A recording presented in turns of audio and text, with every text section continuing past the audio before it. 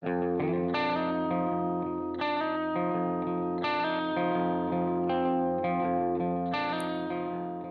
there, everybody. Welcome to another episode of the Cloud-Based Mayhem. As you can tell from my voice, I am a little under the weather, and this has been an absolutely nutty week, and I have not been able to line up anybody to speak with.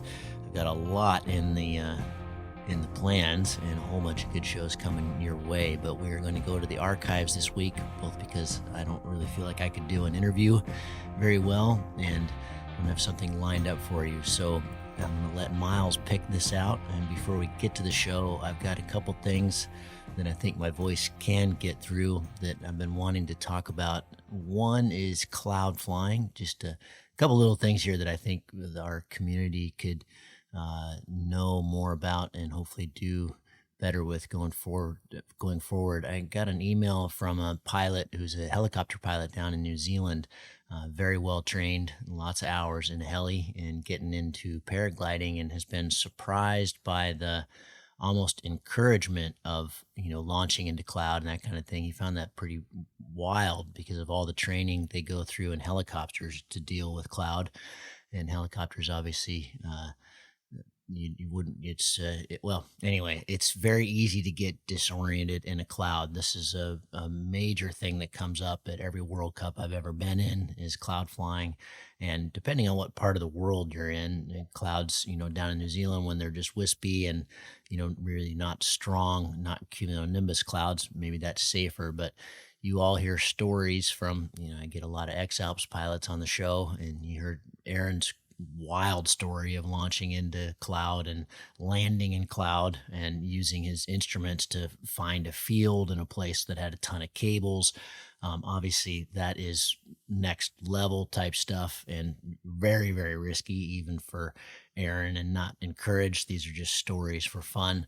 But let's not emulate ex-Alps pilots. Let's just be smart as pilots. So just want to put it out there to the community that cloud flying is incredibly disorienting. I went back recently and watched my track log from the Alaska trip, some of those flights, and it was pretty humorous watching my flight. I went into the cloud there this is in the movie. It's kind of the opening scene. I flew in a cloud for more than 20 minutes, and I looked like a drunken sailor on my track log. I mean, I had my compass, I had my instruments, and I was clearly just all over the place. My biggest thing was just staying clear of terrain. But when you look at the track log, it just looked like a drunken sailor in the sky. So it is incredibly disorienting. Cloud suck is really scary. When you're in the white room, you have no idea if your wing is over your head or below your feet. And even if you have a ton of training, like this gentleman does down in New Zealand, it can really be tough. And in helicopters, they have instruments to help out with all that, and we don't. So anyway, just wanted to put it out to the community. Let's certainly not encourage cloud flying. And, surfing up the side of a cloud can be awfully fun, especially in places that don't have big, mean clouds like Colombia. But just be careful, because they can be, and they are causing a lot of mid-airs, especially in comps. And I saw several in the super final. And these are some of the best pilots in the world. So they do cause problems. They can be really dangerous, and let's give them some respect. The other is, I got an email from my friend JK, who did the great show on threat and error management. This is a chapter in the book, longtime Air Force and a commercial airline pilot. And they have, all these steps, and one of their big things that they go through, these checklists, and this is, again, in the book and in the show. I won't go into it in depth here, but he was standing in line just 2 spots back and watched the incident that ended up in a pretty bad injury in Chelan 2 seasons ago. And the common when the people who saw that really felt like that was there were things that could be done, as there always are, and that could have stopped that incident from happening. And he compared it to, with the airlines, they know that it's when you're close to the ground is when you need to be way more heads up, and you have all these steps that they train to go through if they have an engine failure or some kind of catastrophic failure when they're close to the ground, and one is on takeoff. And these are kind of all caps reminders of what you need to do if. And one of the things that's pretty common is launching and getting a cravat, and or just getting a cravat, and they can be dealt with really in the same way. But obviously, when you're launching, when you're close to the ground, it can be a lot more extreme. So just want to run through, because the main thing, his big takeaway was, what would I have done in that same situation? So he went back through and took almost a month to kind of review it over and over and over again in his head. What would I have done if I had gotten a similar situation? The cravat happened before this pilot left the ground, and he was being yelled at by the meet director to abort, to abort, to abort. So that was the first mistake. He had kind of a soft wing and had a pretty small cravat, manageable. And I'm sure the pilot just thought, well, I can handle this in the air. Once he got in the air, rather than getting a good vector on his flight path, which would have been handled by leaning, and this is always the first thing you should do with a cravat, is lean and get a straight vector, fly away from the terrain. So rather than trying to deal with the cravat or even get in your harness right away, just lean away from the problem side and fly straight. Even really high aspect wings can handle this unless it's a really big cravat.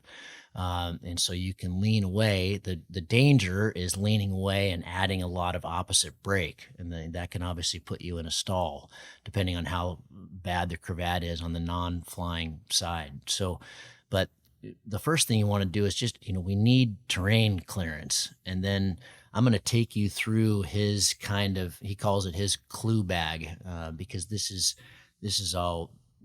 great. So number one, maintain aircraft control. Fly away from the terrain without adding any additional unnecessary drag. This gets us altitude, which buys us time before fixing the cravat.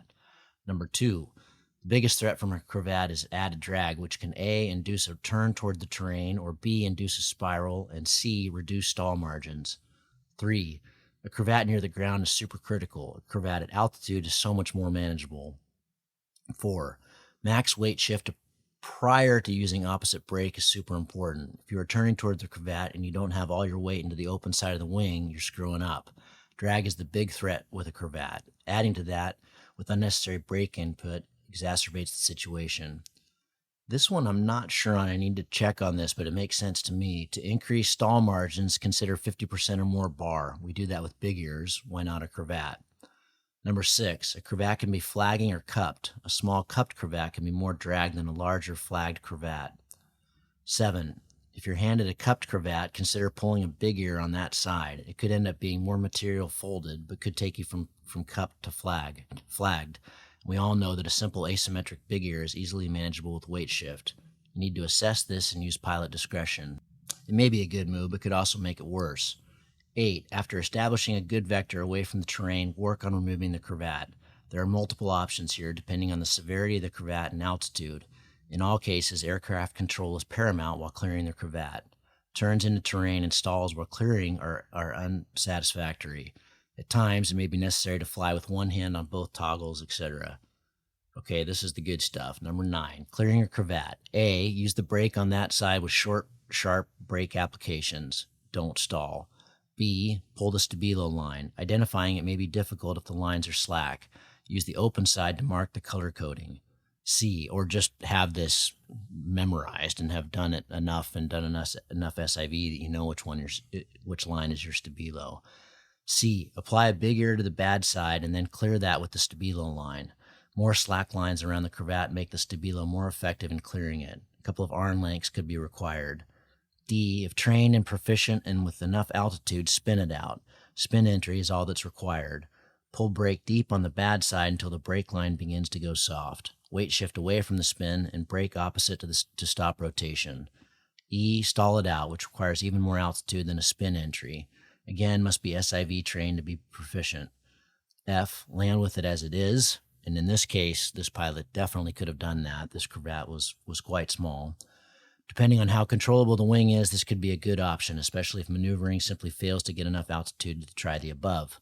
G, throw your reserve. Throughout your flight on a crippled wing and at all times during the clearing process, always be ready to throw your reserve. If aircraft control is compromised, you can't get it back in time to avoid uncontrolled flight into terrain, throw. So that's quite a few steps, but the basics are the basics. Get away from the hill, get yourself some margin, be thinking about your reserve because they work even low, and deal with the cravat. And that comes back to SIV training.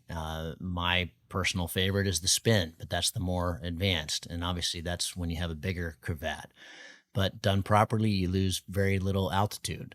But of course you need altitude, and you don't want to be messing around with that when there's the possibility of spinning back into the hill. So understand cravats. They're nothing to be scared of as long as you have the margin. But these things, unfortunately, can happen close to the ground, and how you react could be the difference between a bad day at the office and a terrific flight. So good luck and enjoy this show. Cheers. My guest today is Manu Bonte, a legend in the sport. He's been on the show before. This is the second one we've done with him, but I didn't know this. He was the weather router and one of the supporters for Pierre Remy in the X-Pier.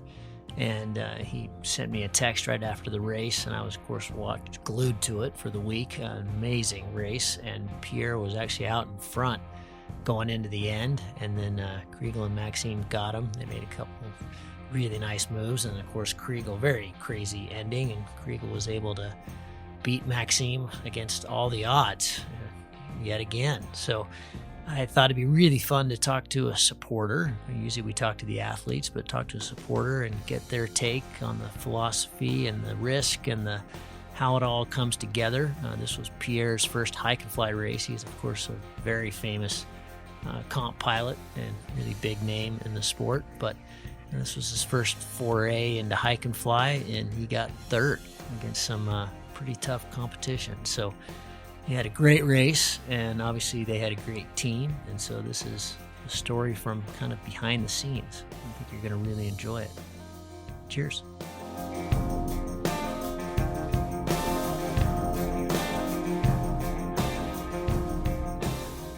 Manu, good to see you and have you on the show again. It's wonderful to see your smiling face. It sounds like you guys had quite an adventure in the X-Pier, so we're going to be talking a lot about the race, but I thought where we should start would be to talk about Pierre a little bit. For those who don't follow comps very much, who are listening to the show, may not be familiar with Pierre Remy, one of the more famous pilots in the world, but tell us about Pierre, and then we'll get into, I want to talk to you about what it was like supporting. That's it's something I'm going to do for the first time here in a month over at the Dolomiti. But tell me about Pierre, and then we'll get into your adventure. Hey, Gavin, cool to meet you again on Cloud-Based Mayhem.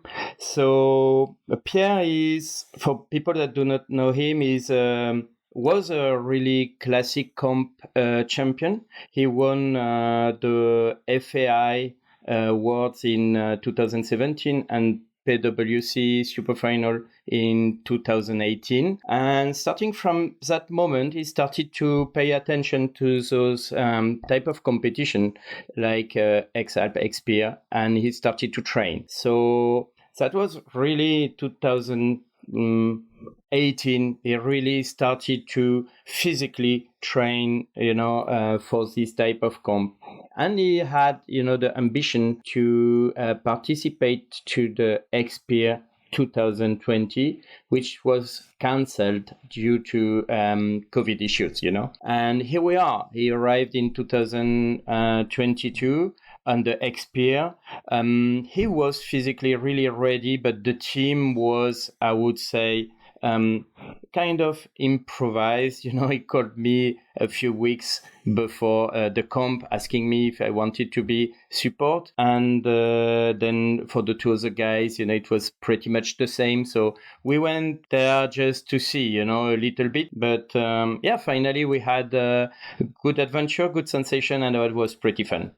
Yeah, and I was watching the race. I got up at 4:00 in the morning all week to watch it. It was going on during our U.S. Nationals, so I was up early anyway. But he made some nice moves, really, the big day 3, where all the leaders got way out in front and had some really nice flying.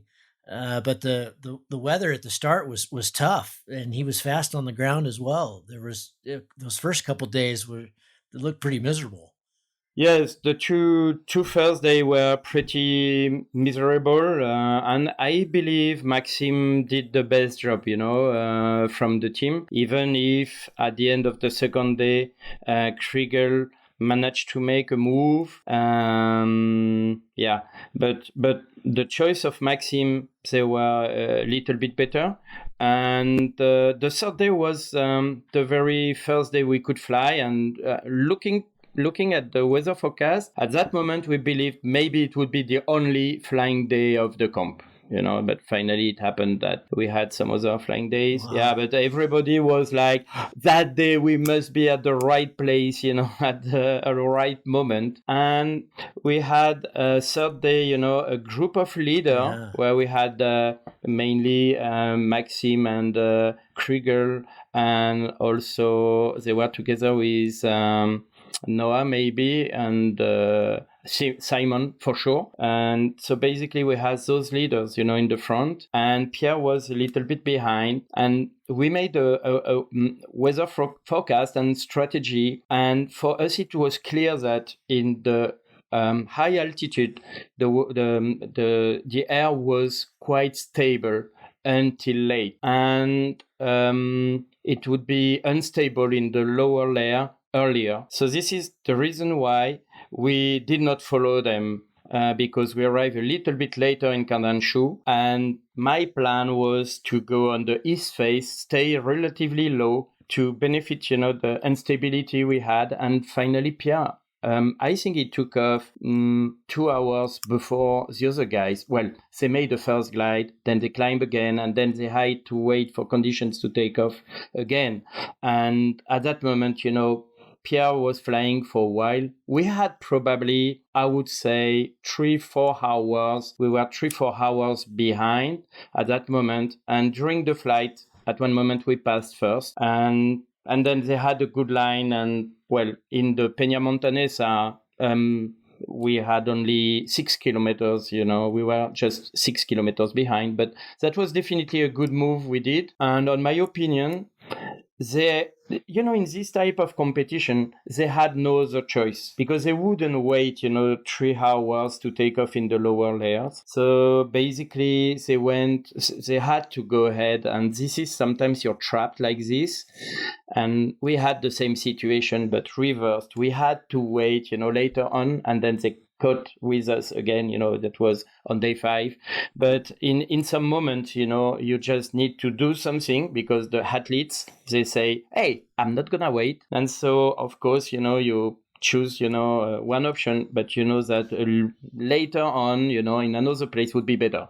And that was perfect for us, because we were late and we arrived exactly at the right moment to take off on the east face low. And they just took off and they climbed, they arrived super high, but it was not in place and they had to wait. And so basically, I would say we passed them. And then, they got a little bit lucky on that, because normally when you arrive from the route they took, there is a place where pass it is rather complicated. And I really believed we would pass in front, but it worked very well for them. And so everybody was kind of surprised around Broto how they could pass, the national park. But yeah, that's the game. But finally, the move was quite good for us, yeah, for sure. The decision and the way Pierre put it, into reality was quite good. But that was kind of tricky, because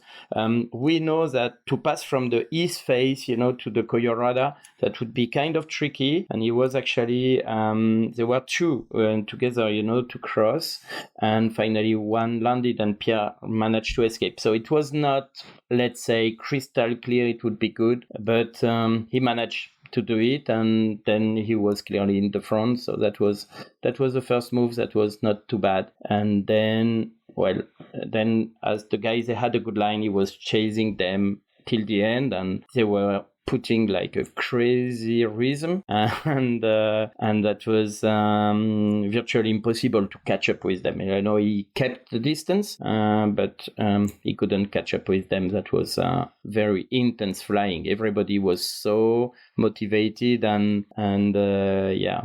I have something to say also about what happened in that flight. Is that what Kriegel, Simon, and Maxime did? From Montlude to go to the first point of the X, like Arbas, is just amazing. That route we hardly. I don't think. I mean, I know a little bit what happened in the Pyrenees, but maybe I make a mistake, but I don't think anybody ever reached from Montlude, Arbas using that route. They just went, in the mountains, on the lee side of little hills. They were barely protected, and then they managed to catch thermal, to climb in the thermal and then push into the wind to pass in front of the mountain. They did that 4 times to reach Arbas, and for me, what they did was just from another that probably one part of the X pier. I was so impressed with what Maxime Kriegel and Simon achieved, in terms of choice of route, which, we know it's impossible. They didn't know it's impossible, so they did it, basically.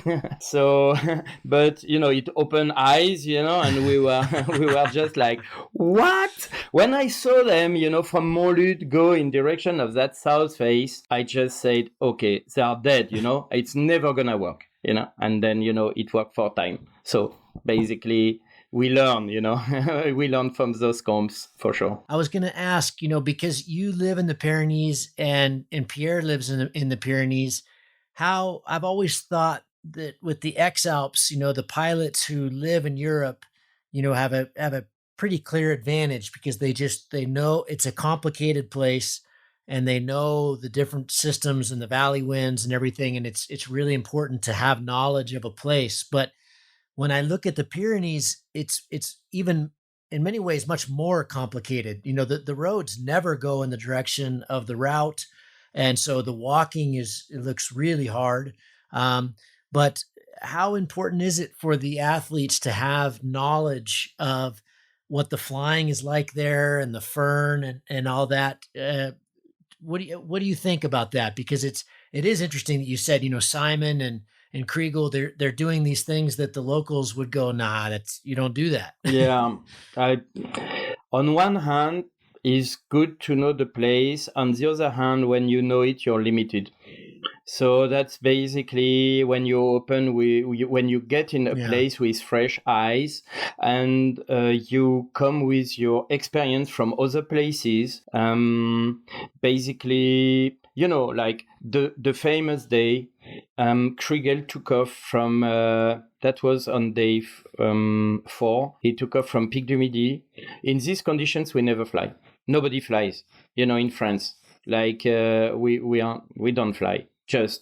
Pierre doesn't fly in these conditions regularly. And what did Kriegel? I looked at the track, and that's an amazing understanding of what could be wave flying. Okay, but when you learn paragliding in France, the first thing you learn, in the French Pyrenees, you don't fly when it's south wind. And then little by little, you learn that when the south wind is not too strong, then you can still do things. And maybe the best days we are with light south wind. But then, when the wind is that strong, everybody stays home and take care of the tomatoes in his garden, And basically, he just amazed us, there. But that was just, like a certain type of flying in very specific conditions. It's amazing. It's Kriegel. But what they did, between Montlude and Arbas, for me, is something we could do, but we never do because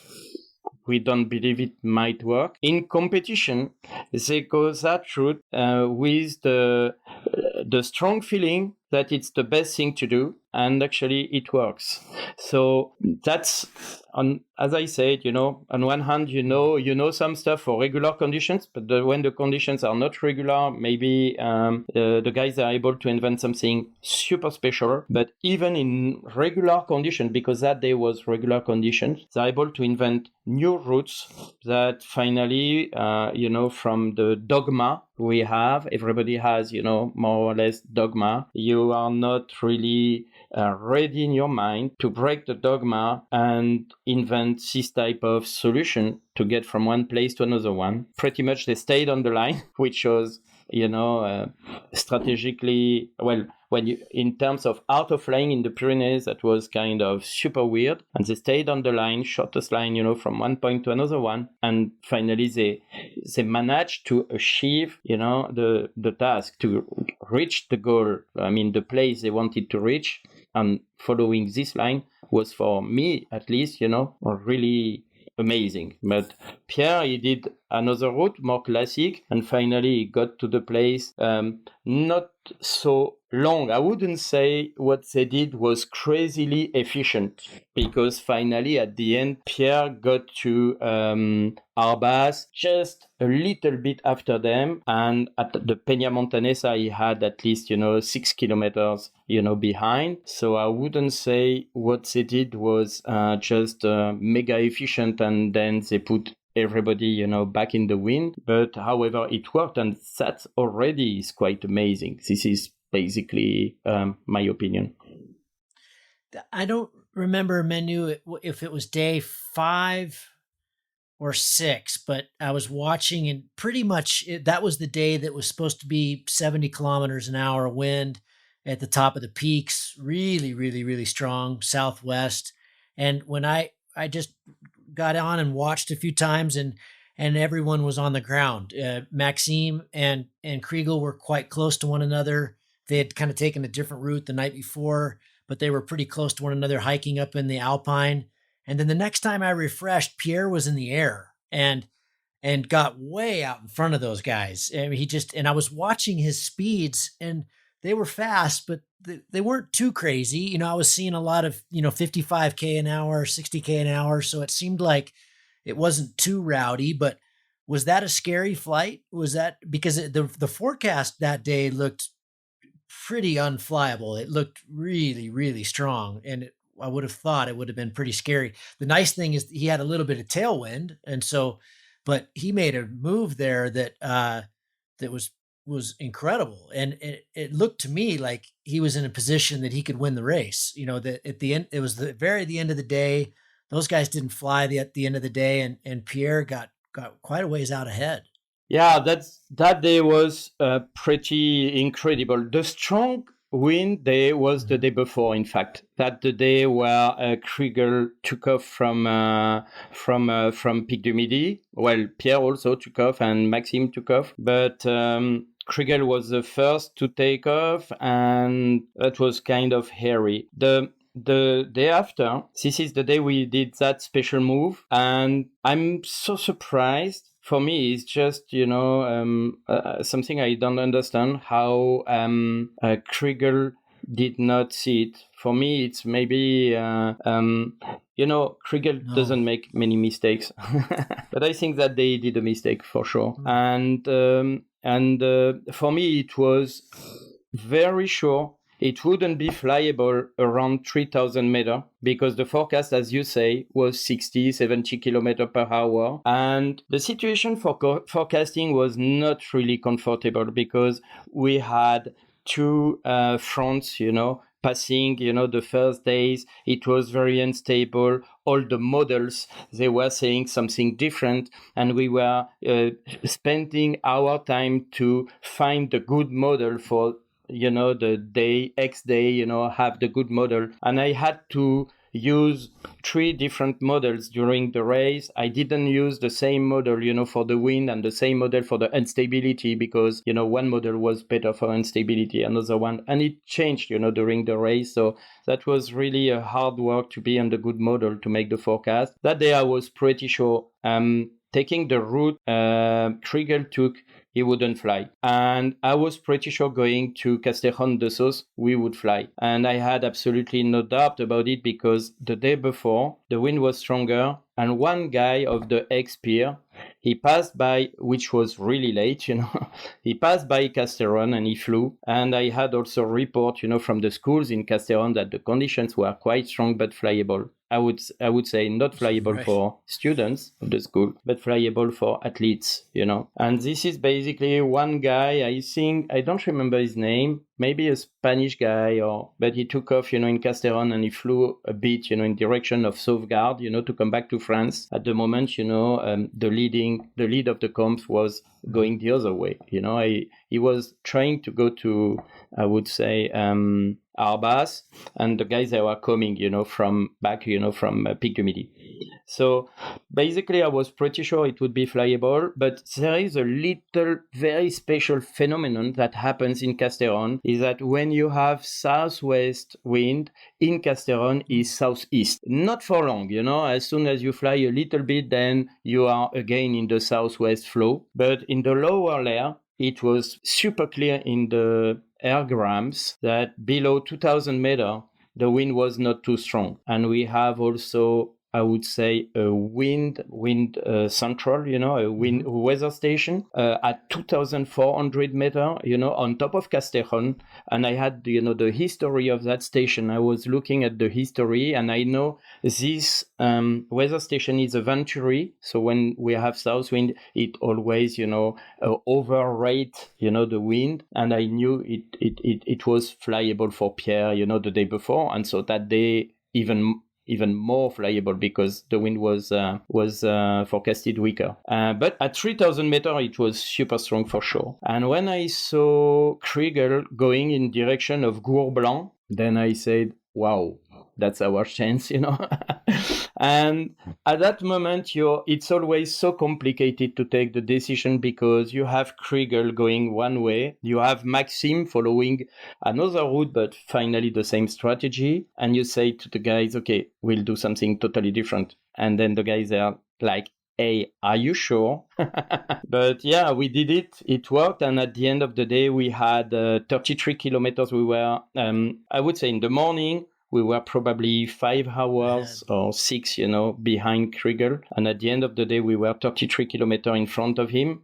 And he walked crazy. I measured what he walked that was like from hell, I think he made more than 4,000 meters, positive, and maybe 4,500 meters, going down. And we walked just 2,000 meters. So, and the number of kilometers, not even mentioning the numbers of kilometers. And at the end of the day, when Maxime was more or less catching up with him, I watched and he was still climbing at 1,000 meters per hour, After that long walk, I was just like, what a machine, strong. And Pierre was so happy to do all that route, flying.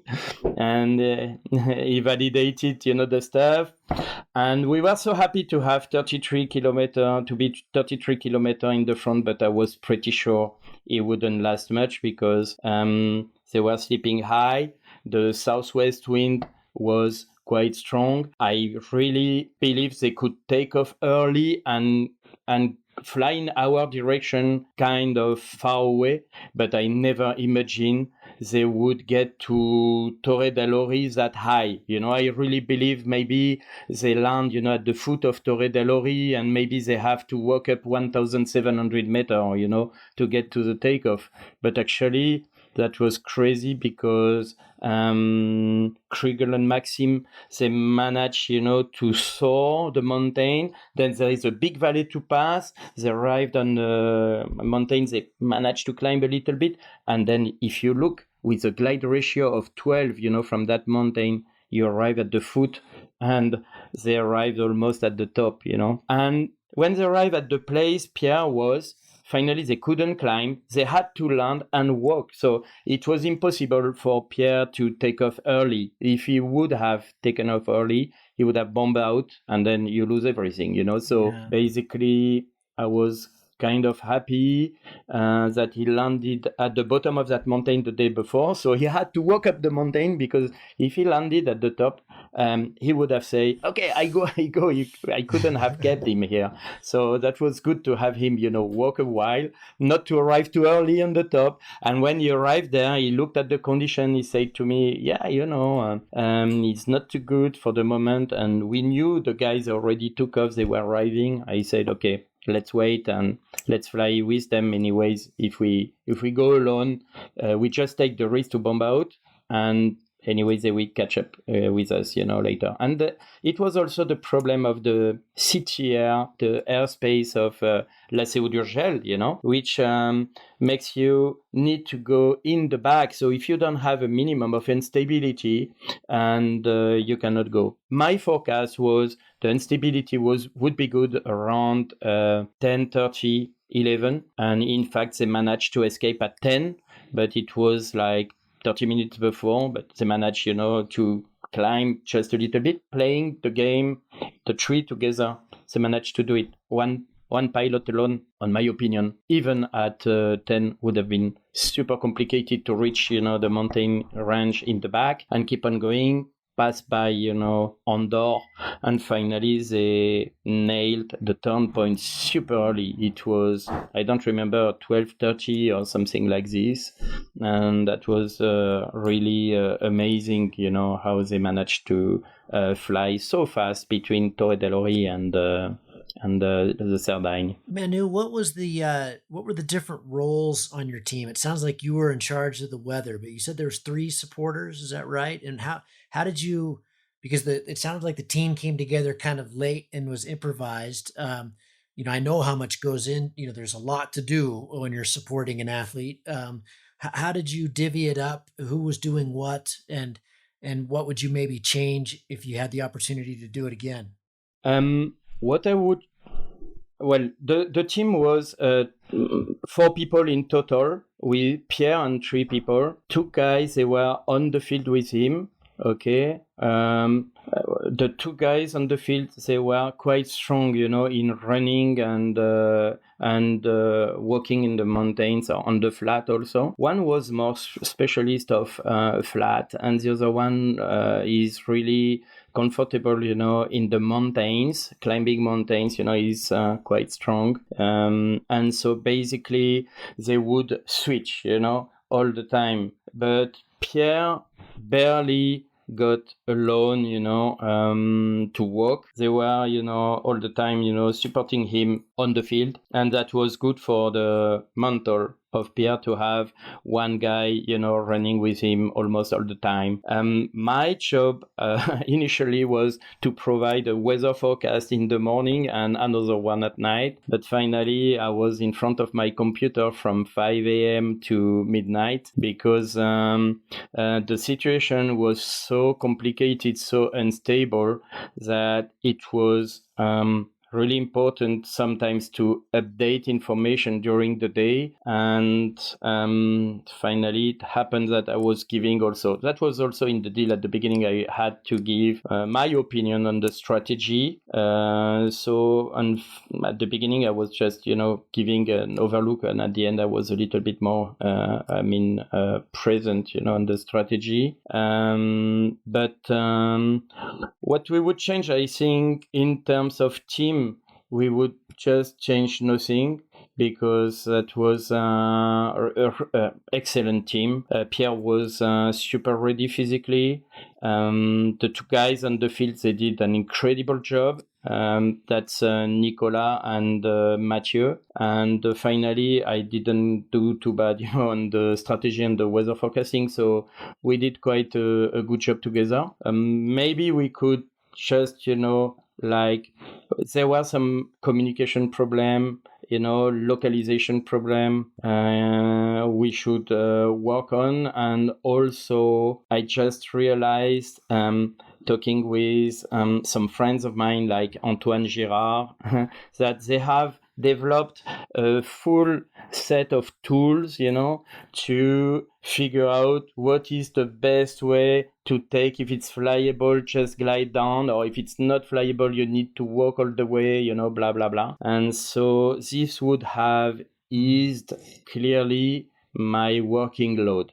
And I really believe, like we were absolutely not ready, on this type of matter, and we have a huge progression on this field. But basically at the end, you just realize that everything finally comes sometimes just on luck, good luck, bad luck. Maybe I don't think when we went to Castellón we had luck.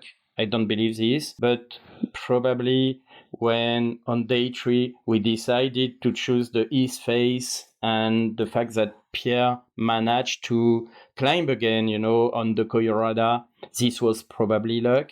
When Kriegel and Pierre together, they cross the Cerdagne and they make a low save, 80 meters for Pierre.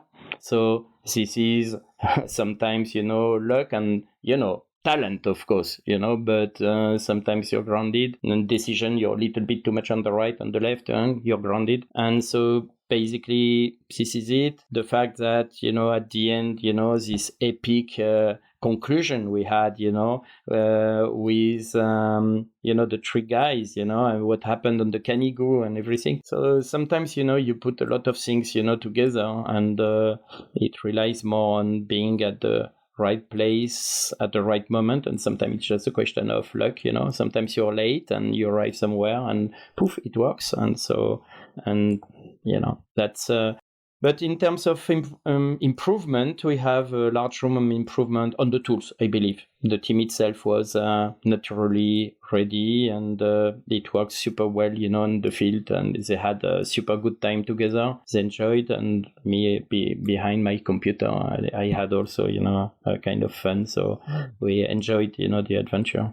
There is also the point you mentioned before. Yeah, you asked me how important is it to know, the mountain range. In fact, Pierre doesn't know very well the whole mountain range. When he flies, he always flies from our valley. Of course, a few weeks before the X-Pier, he flew 200 kilometers, I say a triangle, 200 kilometers in the north face of the Pyrenees, which was never done before. But he didn't do it with he did it with the X1, and with this heavy harness, with this comp gear, So basically, the place he knows very well is something like from our place, 50 kilometers to the west, and let's say 100 kilometers or 80 kilometers to the 50 to the west, and I would say something like 100 to the east. But he hardly flies in Spain. Maybe he had a comp, sometimes in Castellón, but that was not really a place he knows. But something maybe a room of improvement, I don't know, I should discuss this with him, is fly more maybe with the specific gear he use. I don't know, maybe this could help also, but he had very little flying time, air time with this specific gear he used, for this comp. He flew the climber, I understand, and then what harness did he fly? It was a specific harness from Cortel, a pro harness for this type of comp. Yeah, that's what I used in the last race as well, the Calibre Pro. And then, do you think does he have his eyes on the X Alps? Will that be something he'll do in the future? We have a meeting Monday to make kind of a debrief of the adventure and discuss a little bit all those topics and see, what else. I know he loves the Pyrenees. Discussing at the end of the race with the other guys, many of them, they said the X Alps is less demanding, like what we did in this X-Pier, and so I don't know, we'll see. I think everything is open, but that was tough, the 2 first days, they were super tough, and it impacted a lot, the rest of the race, starting with 2 days where you barely fly. I mean, the second day I mean, they just made maybe one glide. That's kind of tough, and it's very specific training you must do on the flat, on the on the road, which I'm not sure Pierre actually did, and so basically that was kind of tough. But many guys said, okay, X Alps, you have to start 1 hour earlier, you have to end 1 hour later, but finally you always manage to fly somehow, and it's less hard, like this one. I don't know, but we'll discuss that for sure Monday. Did you have, on our first show, you and I talked a lot about all the guiding you do and teaching, and you've been at this game an awfully long time. Did you find it personally stressful to see what these guys are flying in, and what they're, in the weather conditions they're flying in? And did you find it, I don't know, is it nerve-wracking to see, because it's a totally different kind of, like you said, they're flying days that normally you'd go play pool. You wouldn't be in the air, and they're doing it over and over and over again. I mean, it's quite intense. That was extremely stressful for several reasons. The first reason is that you give advices and you don't pay yourself the mistakes. And you have in front of you a guy that has been training for 3 or 4 years, and he's ready for that. And if you make a mistake, he's not too good. So this was one first part. The second reason is stressful is that you need to make a mix between decision you would take for the best flying and decision you take to keep a strategic position in the race. When you have I would say Maxime, you are playing the game, with Kriegel and Maxime. You don't want to make a move where you will see them, fly away, and from the third place, maybe you end up 10 or whatever. So you can, as we did, start at the rank, 6 or 7 and end up first, but you can also start at the place of second and end up 10, So basically, this is a big stress about that. And then the third point that was really stressful for me, but it's very personal, is that a month before I was helping a friend to fly an incredible BV flight adventure in Peru, and unfortunately he had an accident and he died. And so I was kind of nervous to I am very, very confident in Pierre's skills, abilities. It's incredible pilot, but I know that in a race, people can take risks that are, different than what they would do, normally, because the pressure, because the team, because they want, to achieve something. And all my briefings, they were ending up with, okay, keep it safe. So that was like my primary concern, have fun and keep safe. And of course, the flying day at Pic du Midi was a little bit borderline, on my opinion, for everybody, that flew. But that's my vision of with my level of pilot. And of course, I'm not in their place. It's difficult, to judge this, but that was actually giving me, of course, a certain level of pressure also. So three reasons why I was kind of nervous on this race. And I want to say a big hello to Henry that had this accident in Peru. And that's like that. He didn't make any mistake. He just got unlucky. And so that's also the bad side of paragliding. Yeah, of course. And of course we're talking about Antoine's partner in Peru, and then another very famous X Alps pilot, Nick Nanens, very recently had a terrible accident, and he was supposed to be in the X Pier. And it is something, a part of this sport that just keeps raining down on us, doesn't it? It's not something you can really escape. But Manu, I'd love to talk to you. We're going to talk about the dramatic end while we still have a hopefully decent connection here. But I also wanted to ask you about philosophy of kind of Pierre and what it was like, in 7 days. You experience as an athlete a lot of ups and downs and the physical hardship and everything else. And, I've spent quite a bit of time with Kriegel and with Maxime, and they're very different, their approaches. Kriegel's is famously very Swiss. He doesn't get too distraught. He stays pretty positive. He always really looks like he's having a lot of fun. Kriegel's just always looks like he's having a good time. Whereas Maxime can be, and he would be the first to admit this, that he can be pretty emotional, and he gets pretty upset and just a little bit more, maybe goes to the extremes more. And I'd love to just hear what's Pierre like. What is the kind of the philosophy of the team? Is it really serious? Is it really fun? And what do you think in the end works, and what worked for your team? Because you did incredibly well. On Pierre, with Pierre, Pierre works that way. At the beginning of a project, he just, try to set up where he wants to arrive, and he will just do what he can do, to arrive there. But it's don't forget that it was a first try. It was the very first try.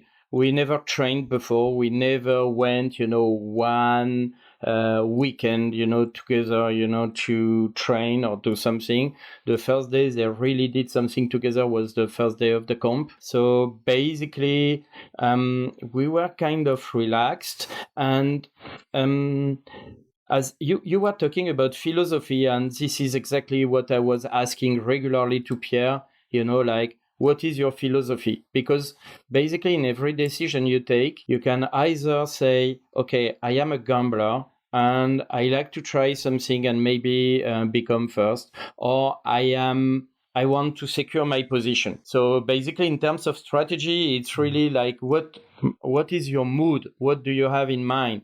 And during the race, the mood of Pierre could have changed, a couple of times, in this matter. And so I was always asking him before to propose him some options, in what was his mood, like, do you want to try something or do you want to secure your position? Therefore, as it was the first comp like this, I don't think Pierre, he had a goal to arrive, in the, I would say, 5-10 first guys, So basically, when he realized he was able to play, in this group, of the 10 first guys, he was kind of happy. And then when we made, like a couple of interesting moves, and finally we were really, in the lead, then came the questions, about, what do you want to do with that? Do you want to secure your position, or do you want to try something? And this is exactly finally what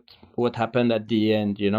At one moment when we arrived close to Canigou, I had the strong feeling that we had to let Kriegel go alone and walk 6-7 kilometers, 800 meters, up to take off on the south side of the mountain. And this was at Col de Monte, a little bit before, Canigou. And actually, by chance, it happened that Pierre landed at this col.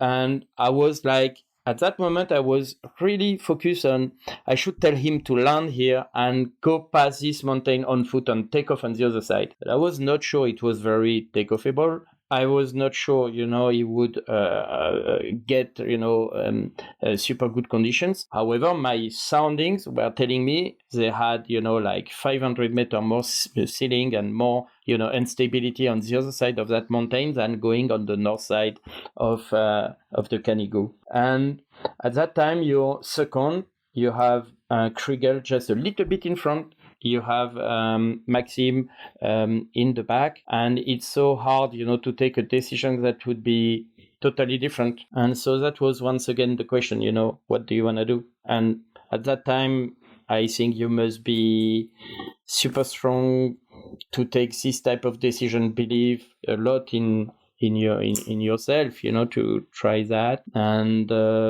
that's the whole difficulty of this type of race, and you're convinced of something. It's not the same situation, for instance, when Pierre is in Val-Louron. In front, you have Kriegel and Maxime. The guys in the back, they are fairly far away. And you take another option. You know that if it works, you beat everybody. But if you lose, you don't lose that much. And in this situation, you are in second. You know that, maybe you're lucky and you finish first. And would you take a specific option, when you have Kriegel in front of you and the terrain is not the terrain of Kriegel? It's not like if he's flying in his garden, but you're not flying in your garden either. Meaning, Cerdagne, we hardly go fly there. I mean, I flew there, a long time ago, but this is all the memories I have. Pierre doesn't have a strong knowledge of this area, and specifically, arriving on the Canigou, like this. Usually, when you go flying in Cerdagne, you fly around Font-Romeu. You don't go, that direction too much. So basically, this was an unknown terrain. The excellent cross-country pilot of Font-Romeu, they regularly go to Serré and to the sea.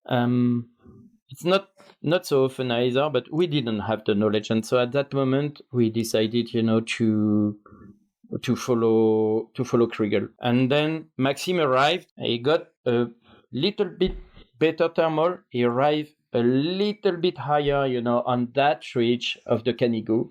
And he managed to climb, on this ridge, which ends up in a circus that is totally closed with the summits at 2,700 meters. And that was like so oddly he could pass. And then we saw him climb and pass and we are just like, what? And at that moment, Kriegel had such an incredible decision to land in such a nasty place, climb like a goat, super fast. And Pierre did the same, but he landed a little bit lower. It was a little bit more complicated to escape from the place he was. That was the move of Kriegel. Was like he's ready to anything. He has the mirrors on. He knows what's going on in his back. And as soon as Maxime picked up altitude, then Kriegel knew what he had to do. And what he had to do was pretty wild, and Pierre did the same. But he did it, and that's it. And then at that moment, probably I would say Maxime got lucky, and then a little bit later he got unlucky, and Kriegel got lucky. But finally, what you need is to be a little bit in the front at the moment you cross the finish line, and that's what Kriegel managed to do, I would say, as usual. But this time maybe had a little bit more entertainment than other times, because Maxime was really hot and Pierre was hot too, so. Yeah, that last day was just, it was a roller coaster, right? Pierre started the day off ahead, and then Maxime and Kriegel flew together, and they caught him up, like you said, and then it just looked like Maxime had it. It was the race was over. Maxime won, and then and suddenly Kriegel flies over his head and flies within 3 kilometers of the final turn point and wins the race. And the first thing I said to my friend Ben, who supported me in all my races, was, it's incredible. He did it again. It's so lucky. And he said, it's not luck. It's Kriegel. He does this every time. And as I understood it, he and Maxime were basically flying together, and he, like you said, he stuffed it into this really tough place and climbed up higher into better air, and then jumped him in the air. But how do you know to do that? How did he have that in his mind? Were the signs obvious, or was this just Kriegel being an eagle? No, he didn't really had better air. What happened is that when they arrived on that ridge of the Canigou, we all knew that would be cool, to get on the little south face and climb there and pass, like Maxime did. Kriegel and Pierre, they were in the front, but they never managed. They worked a while, on this ridge to try to get on the south face. And they knew they want to do this, The other option was to fly around the north face of Canigou, and we know it's possible, but it's long and it's oddly because you get low, all the time. It's a little bit complicated, tricky, but that was, the option if you cannot climb there. So they arrived there, they try to climb, it doesn't work. So they say, okay, we start to go on the north face. At this moment, Maxime arrives just a little bit higher because he had the chance to have a thermal that climbed a little bit higher before, arrives on this ridge and he climbs directly. Boom. And so at that moment, it was quite obvious that if you go on the top of the mountain and you take off on that south face, you will climb also. Okay, so this is for Kriegel, that was crystal clear. So this is what he did. He landed, in this nasty place, climbed the mountain 400 meters, take off in another nasty place, and get to 2,700 meters, 650, exactly like did Maxime, and pretty much takes the same route like Maxime. He follows Maxime. Then they had to cross a big valley. This is the valley of Amélie-les-Bains, which the flying site of Serré. And Maxime, he got to Serré probably, I would say, 20 minutes before Kriegel, or maybe half an hour. I cannot be, exact on this. And when Maxime arrived on Serré, he climbed on the mountain, reached 1.5, and he has the goal at 30 kilometers with a light south wind, against, he's flying into the wind to get to the goal. And so he's at 1.5 and he knows it's not enough. Definitely. So he waits, he walked the place, he gets to 1.5, 1.4, 1.5, 1.4, 1.3, 1.350. And at this moment, he says, okay, if I wait more, I will end up at 1,000 meters, on the mountain. And he goes. Kriegel arrived later on in the very same place. Okay? He gets a little bit more altitude when Maxime went, finally he finds nothing. Well, he finds a little bubble, and it just passed, the highway, and he's on the ground. And Kriegel, strategically, he knows that he's behind. So strategically, there is no hurry.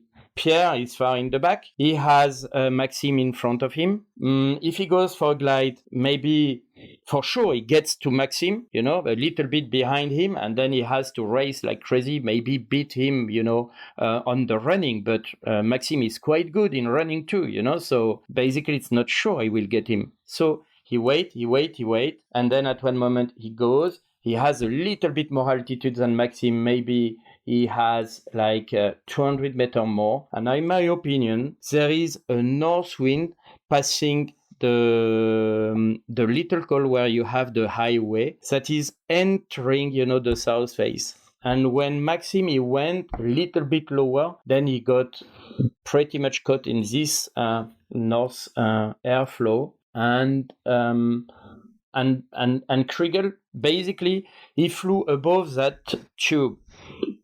This is my understanding, and I discussed this with some guys that are specialists of the area, and they quite believe this is what happened, is that, Kriegel, for some luck, understanding, I don't know of the situation, luck because finally he managed, to leave the mountain higher than Maxime. What could have done Maxime? He could have waited there. He could have waited there, and say, okay, I wait. But the risk is that finally, he doesn't find the thermal anymore, it was not super active, at that moment. And then he's also landed there. So his decision, in my opinion, was not bad. It's difficult to take another decision when you are half an hour in front of the followers and you don't make it again to your ceiling, and you spend already a while, trying to make it, and you're just like, okay, he's not gonna come again, I go, before it's too late. So this is the decision he took. Obviously, he was wrong, because when Kriegel arrived, he managed to climb higher, and finally he passed above the highway, and then he found another one. And the game was over at that moment. Maxime was on the ground. Kriegel was tumbling right above his head. The live tracking was pretty much fucked at that time, and so it was not so clear. I was looking at the live tracking and I reported to Pierre, hey, Maxime and Kriegel are landed, on the other side of the highway. And then I looked a little bit more carefully, and Kriegel was 600 meters above the head of Maxime, and I reported to Pierre, okay, no, it's not like that, And unfortunately, Pierre did the same move finally. He climbed to the mountain, he took off on the south face, he managed to climb to 2650, like the two other guys. But a little bit later, when he got to Serre, he couldn't at all climb. So probably, like Kriegel arrived at the perfect moment where the conditions, they were just perfect. So he could climb a little bit higher than Maxime did. And Pierre never managed to climb at all, so it was just a window. And that's it. I mean, he got there, so, and he managed to climb higher. And then when he passed in the flat, he got another thermal, and then he landed, close to the finish line. But for Pierre, we had big projects. I had seen, this movement of air turning around, like the little cities I have in the flat. And so I say to Pierre, okay, we will go along the mountain, along the Albert, following the mountain before to go to the finish line. So we still had some plan, not to finish first, but maybe to finish second. But it was not possible for Pierre to climb again. The conditions, they were dead at the time he arrived. But that was just, I would say, maybe 40 minutes after Kriegel, something like this. And it was for him just impossible to climb. So that's, well, as I always say to the guys, that fly in my cross-country class, when a guy got lucky, all the time, maybe it's not luck, at the end. So maybe in our mind, it's luck, but maybe for him it's not luck, I mean, that's what your supporter says. It's true, at the end. Kriegel won, so basically we can analyze the stuff and say, okay, they went to the same place. Maxime got a little bit lower. Pierre couldn't climb, and Kriegel arrived at the moment between them, and he was able to climb higher, and then it happened super good for him. But that's I don't know. Yeah, I have a doubt, about the luck and stuff like this. Maxime would have been even a little bit more late doing the same move. Pierre and Kriegel would have been further, in the north face, and then there would have been probably no way they catch with him, So it's sometimes the point of being, crazy timing. At the right place at the right moment. When Maxime arrived on the Canigou, he arrived exactly at the right moment, at the right altitude to climb. And the two other guys, they were not exactly at the good altitude and not certainly at the right moment. So, well, moment, maybe not, but altitude. And then for me, I still have this question in my mind. If we had landed at Col de Monte, and if we had walked, 1 hour to take off, on the other side, what would have happened, And so that's always, a question we will never have, the answer, because it will be impossible virtually to repeat the situation. Yeah, those questions live with you forever. There's always the what ifs of all the races I've done in the X-Alps. There's always, in 2015, if I'd only done that. In 2017, I'd only done that. And yeah, it's just part of the fun and part of the adventure. Well, Manu, thanks for sharing your story. You guys rocked it. It was very impressive. And you're even out in the lead there for a while. I thought you guys had it, but nice work, and big hug to Pierre, and looking forward to racing with him here soon. And congratulations. But thanks for sharing this cool adventure you guys had with us. Thank you, Gavin, for having me on the show, and that was a pleasure to share this. And we are quite happy to have put some fun in the race, and the fact that finally the last day Simon arrived later and flew midday while Pierre was walking, put us enough pressure to be super happy to be third, because the same thing could, well, I'm not sure, because the south wind was stronger, but we never know, Simon could have, passed above the head of Pierre while he was working on the flat. So we were definitely, all the team, super happy to be third, on the podium, because that was kind of hot, behind. Yeah, that was that. And Simon can never be counted out either. He also had a great race. But yeah, for rookies going into such a hard event, you guys really crushed it. Very impressive. Thank you so much. Thanks, buddy. If you find the Cloud-Based Mayhem valuable, you can support it in a lot of different ways. You can give us a rating on iTunes or Stitcher, or however you get your podcast. That goes a long ways and helps spread the word. You can blog about it on your own website or share it on social media. You can talk about it on the way up to launch with your pilot friends. I know a lot of interesting conversations have happened that way. And of course, you can support us financially. This show does take a lot of time, a lot of editing, a lot of storage and music and all kinds of behind the scenes cost. So if you can support us financially, all we've ever asked for is $1 a show.